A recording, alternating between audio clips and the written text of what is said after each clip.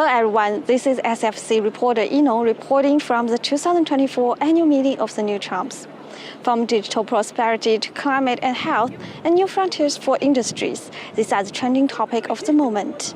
As innovative approaches and new industries present important opportunities for sustainable growth, leaders from across the public and private sectors have gathered here to address the collaborative effort required for progress. What do they hope to achieve as a forum? What are their visions for the future of global collaboration? Let's hear from Indonesia's Minister of Tourism and Creative Economy. First of all, promoting Indonesia's tourism and creative economy into the Chinese source market. Our tourist arrival from China reached 800,000 last year, but we're aiming a growth of 30-40% this year to 1.2 to 1.3 million.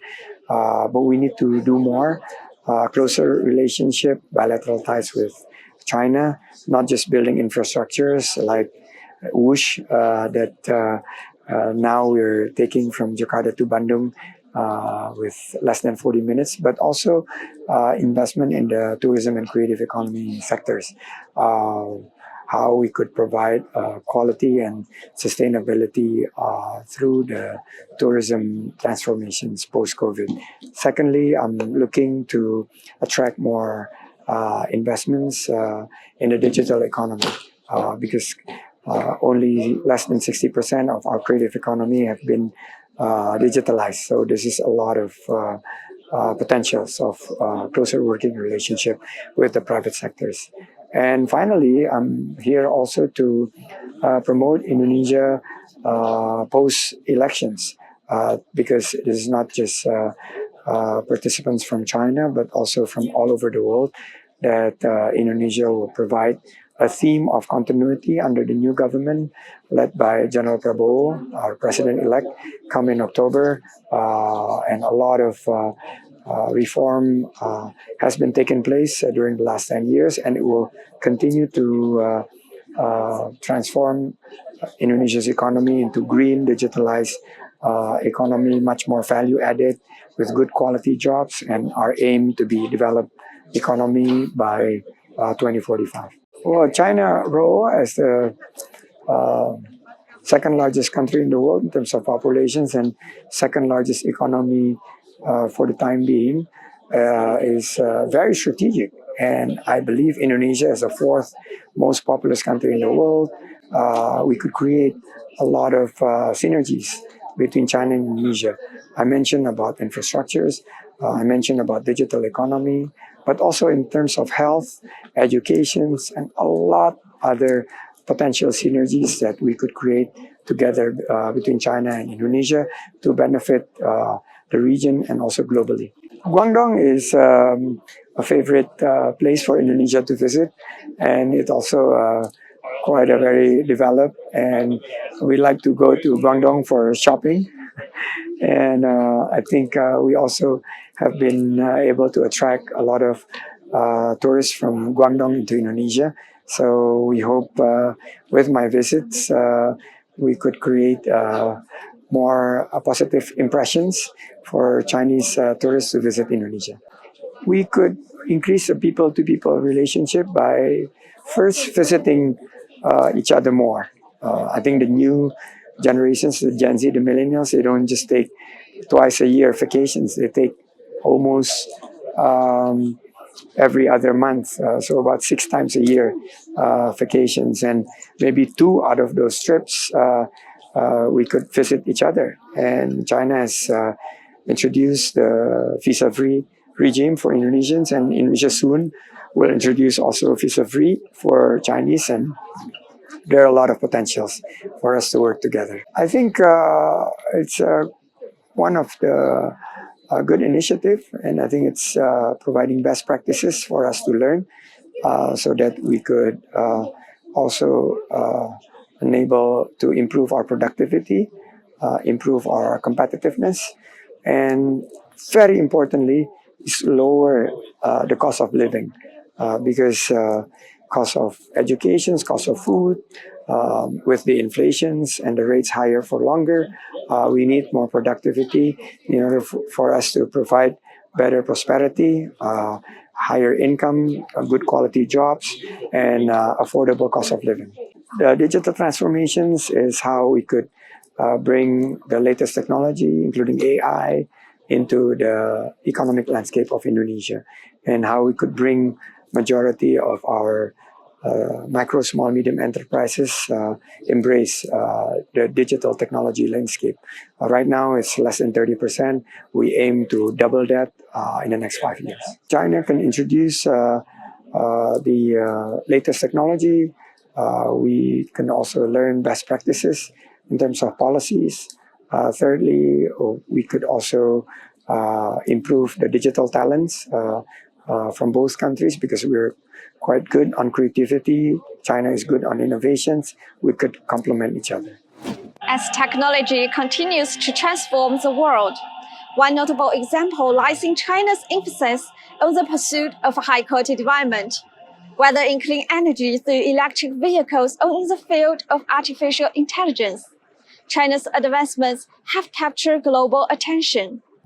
Discussions and conversations at the forum emphasizes how such efforts not only drive China's growth, but also benefits the world, highlighting great potential for global cooperation.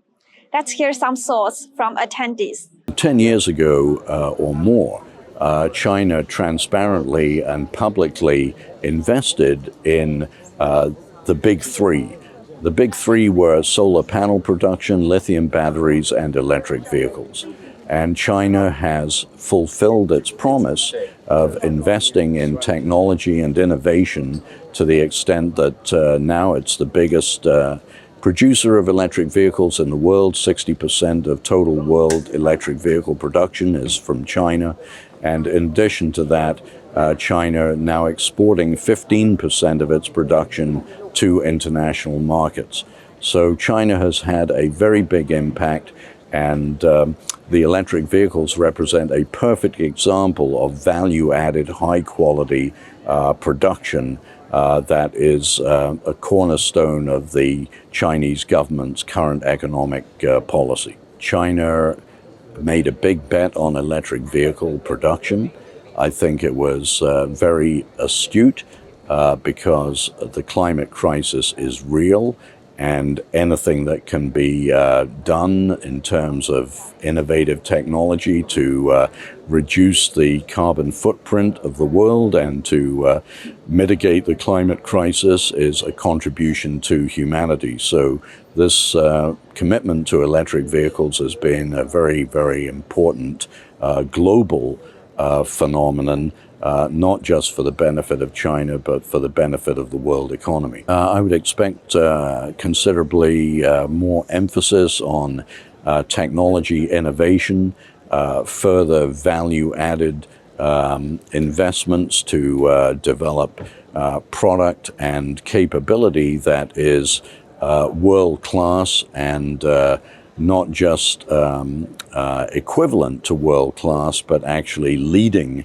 in terms of the contributions that the innovations make. So innovation, sustainability, technology, value added, these I think will be the primary themes in the economic sphere. We are a Canadian technology company that's developing AI to solve one of our big climate challenges, and that is the emissions that come from buildings. And in a forum like this, and we participate in multiple world economic forums around the world, it's just a good moment to have dialogues with people from different parts of the world and different industries as well. So we operate in the building sector, but obviously there's a lot of sectors here. So for me, it's a way to learn and communicate with people that are in my sector, but also to understand what's going on broadly. Look, we apply AI to one of the big global climate problems, and we're excited by that, and we're excited by AI being used for positive outcomes like this, right? Not just social media, not just et cetera.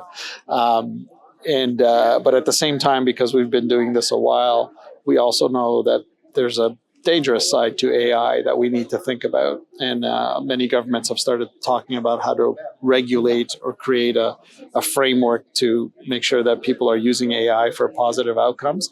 What we would like to do is make sure that most of the major countries working on AI collaborate on that front. So there's been collaboration between Canada and the UK and Canada and the US, but we would hope the collaboration reaches into Asian countries like China. I'm a big believer that the closer we cooperate together, the safer the world is. Right now, it's a moment of greater distance between the major countries, some due to economic negotiations or conflict. I would rather see the countries coming together more, but right now we're in a period of time where they're separating. So I think somehow the people like you and I need to encourage our governments to work more collaboratively together.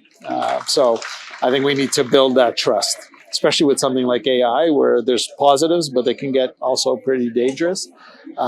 We as, let's say, as a Canadian, I would want to know that what's being developed in China is something that's positive and going to be used for positive outcomes.